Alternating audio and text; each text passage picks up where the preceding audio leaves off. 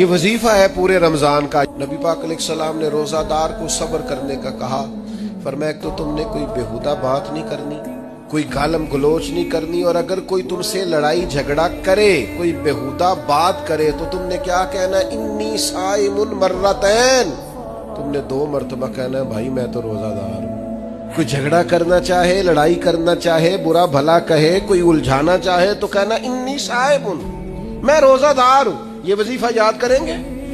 کیا کہنا ہے؟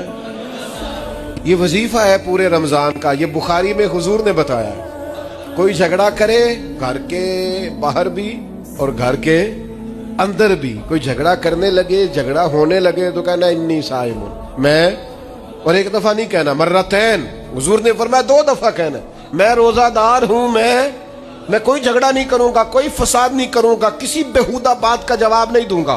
کیوں؟ اس لیے کہ میری ایک شان ہے، میں روزہ دار ہوں، میں اس وقت ایک منصب پر فائز ہوں، میں روزہ دار ہوں۔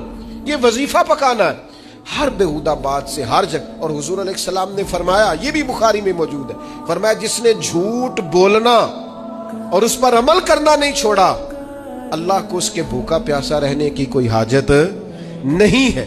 جھوٹ ہی نہیں چھوڑا اس نے، ابھی بھی جھوٹ بول رہا ہے روزہ رکھ کے بھی۔